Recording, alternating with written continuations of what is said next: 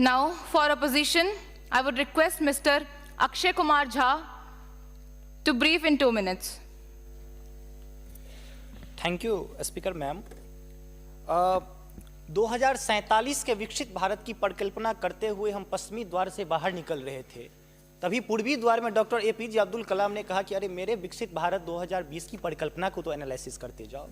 माननीय महोदय, मैं कहना चाहूँगा कि 2047 में विकसित भारत बाद में बना लीजिएगा, पहले APJ अब्दुल कलाम के सपनों का 2020 का भारत कहाँ गया उसको तो एक बार एनालिसिस कर लीजिए।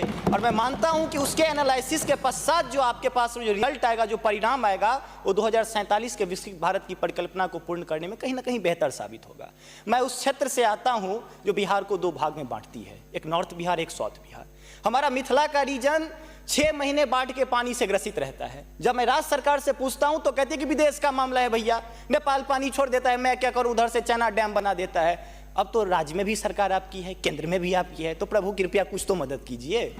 दूसरी बात, कोसी का संसद में कह दिया गया कि ड्रेस कोड ये होना चाहिए। अरे मैं बाढ़ के उस इलाके से आता हूं जहां आधा धोती पहन के संसद तक आना पड़ता है, न सड़क है न कुछ है, तो कैसे आऊंगा। उसी क्षेत्र का एक नंगा बच्चा हमसे कहता है कि साहब मैं बाढ़ से ग्रसित हूँ, और दक्षिण बिहार का एक बच्चा कहता है कि मैं सुखाड़ से ग्रसित हूँ, मेरे पास पीने के लिए पानी नहीं है। बीच वाला एरिया कहता है मैं नरसंहार से परेशान हूँ। तो बिहार की एक परिभाषा बनती है कि उत्तर में बाढ़ है, दक्षिण में सुखाड़ है, बाकी जो बचा नरसंहार है, यही बिहार है। अब मैं कहाँ जाऊँ। तीसरी बात मैं आता हूँ कि आपने तो राम जी को अयोध्या में लाके स्थापित कर दिया, जरा उनके ससुराल मिथिला पर भी ध्यान दीजिए। माँ सीता कब कब अग्नि परीक्षा देगी, उनके पुत्र हम कब कब अग्नि परीक्षा देते रहेंगे, हम पर भी तो थोड़ा ध्यान दीजिए प्रभु।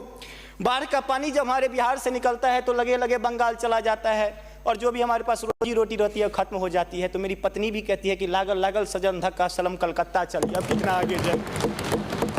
आगे आते हैं, और पर्यटन की पर्याप्त संभावना है। एक बार आप कृपा करके देखिए, पर्यटन मंत्री बैठे हुए हैं, अब ताजमहल मुमताज महल की याद में बना, आपने उसको 7वां अजूबा में शामिल कर दिया। अरे हमारे यहाँ गया में दशरथ मांझी छेनी लेके पूरा पहाड़ तोड़ दिए, इससे बड़ी और क्या बात हो सकती है। उसको पर्यटन के लिए रखिए।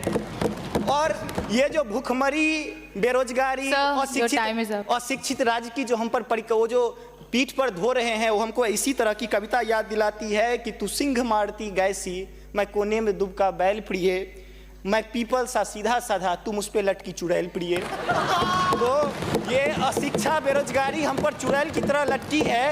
तो there is politics behind every politics. स्नातकोत्तर राजनीति विज्ञान में पढ़ाई होती है, उसको छोड़ के जरा राज्य और केंद्र में अब सामंजस्य स्थापित करके कृपा कीजिएगा प्रभु। बहुत बहुत धन्यवाद।